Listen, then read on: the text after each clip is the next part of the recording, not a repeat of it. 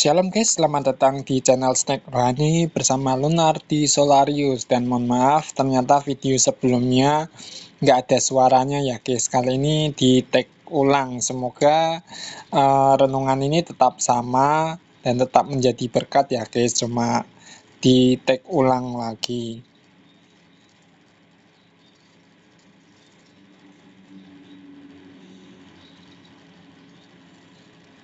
Wah, penyampaiannya udah oke banget, tinggal sedikit dirapikan biar lebih enak didengar. Gini kira-kira, Shalom. Selamat datang di channel Snack Rohani bersama saya, Lunar Dislice. Mohon maaf ya guys, ternyata video sebelumnya nggak ada suaranya, jadi kali ini direkam ulang. Tapi tenang aja, isi renungannya tetap sama, dan semoga tetap jadi berkat buat kalian semua. Yuk, kita mulai. Mau aku bantu tambahin intro musik atau efek transisi juga? Oke, kita akan renungkan firman Tuhan dari Hosea 7 ayat 3 sampai 16.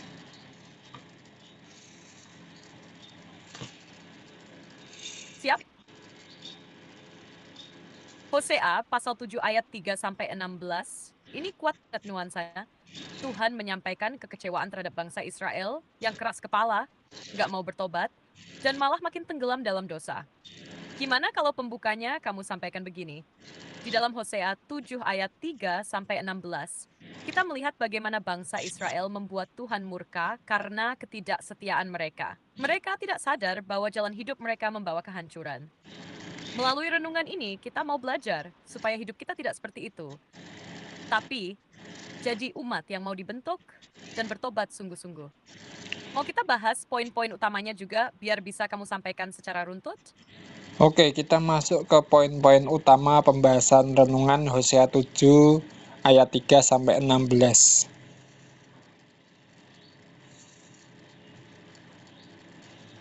Mantap. Yuk langsung aja kita bahas poin-poin utamanya dari Hosea 7 Bestigia segi 19.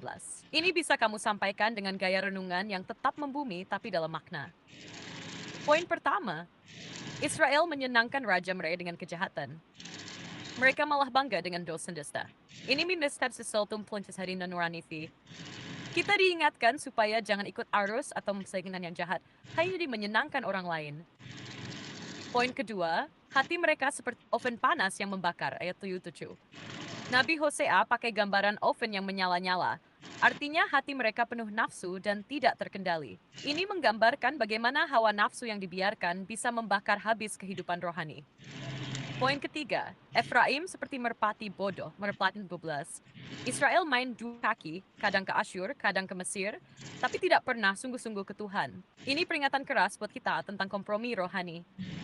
Tuhan mau kita sepenuh hati, bukan plan-plan. Poin keempat, mereka tidak berseroda Tuhan dengan hati, ayat 11-19. Walaupun bencana datang, mereka tetap tidak bertobat. Patsing insultingan cuma formalitas. Pertobatan sejati bukan soal kata-kata, tapi perubahan hidup yang nyata. Nah, dari semua poin ini, benang merahnya jelas banget. Tuhan gak cuma pengen umatnya religius di luar, tapi mau ada kesetiaan dari dalam hati. Kamu mau tambahin refleksi praktis atau doa penutup juga di bagian ini?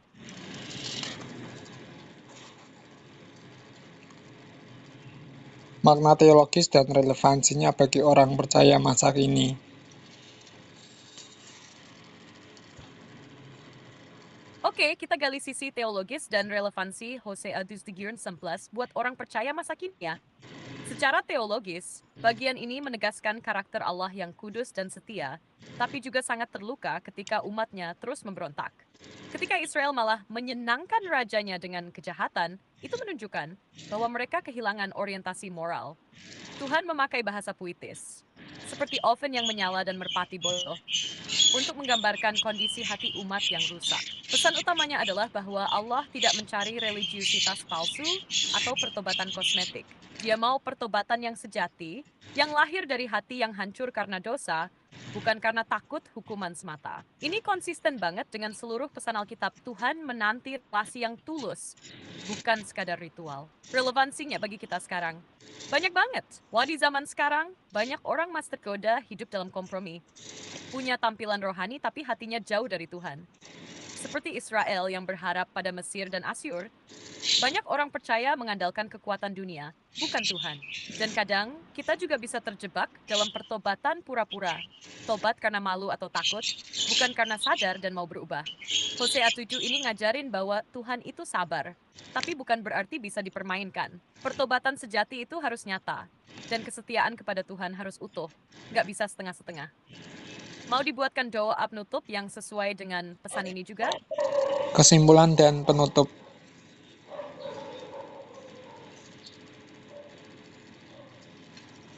Oke, ini dia bagian simulasi penutup renungan yang bisa kamu sampaikan di video. Kesimpulan. Jadi teman-teman, melalui Hosea 7:11, kita belajar bahwa Tuhan rindu umatnya setia. Bangsa Israel memberi contoh bagaimana ketidaktaatan dan kompromi rohani bisa menghancurkan relasi dengan Allah. Wat has serin des simandes serin. Gibsak merstummer misdan. Laas famous sentil sentirdip. Sinsen membuat hati sen. Jadi, ini jadi peringatan buat kita. Jangan sampai kita punya iman yang kelihatan di luar, tapi kering di dalam. Tuhan betul topeng rohani. Dia rindu pertobatan sejati, relasi yang dalam, dan hati yang sungguh-sungguh mencari dia. Mari kita tundukkan kepala dan turn pressure. Tuhan, terima kasih atas firman-Mu hari ini. Ajari kami untuk tidak hidup seperti bangsa yang keras kepala dan tidak setia. Lembutkan hati kami, supaya kami bisa bertobat dengan sungguh-sungguh. Jangan biarkan kami hidup dalam kebiasaan dosa yang membakar hidup rohani kami perlahan.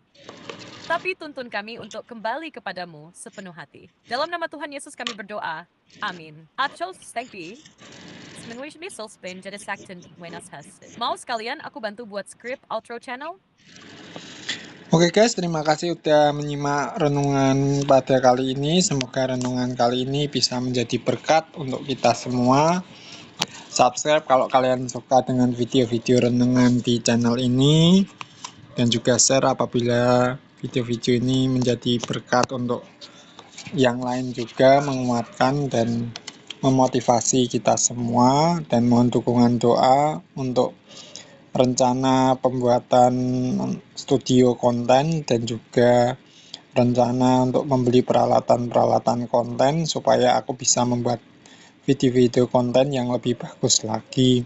Dan juga terima kasih kepada donatur yang telah mendukung pelayanan channel ini.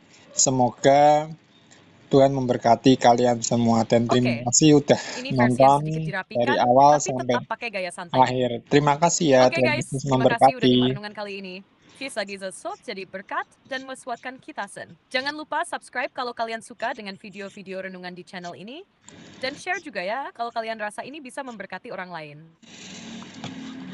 Mohon juga dukungan doanya, karena aku sedang merencanakan pembangunan studio konten dan pengadaan peralatan supaya bisa bikin konten lebih berkualitas lagi. Dan pastinya, terima kasih banget buat kalian yang udah jadi donatur dan terus dukung pelayanan ini. Whatsoever.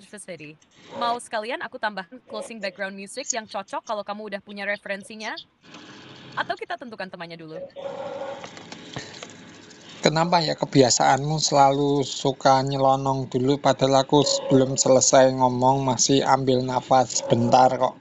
Tahu-tahu kamu nyelonong. Udahlah.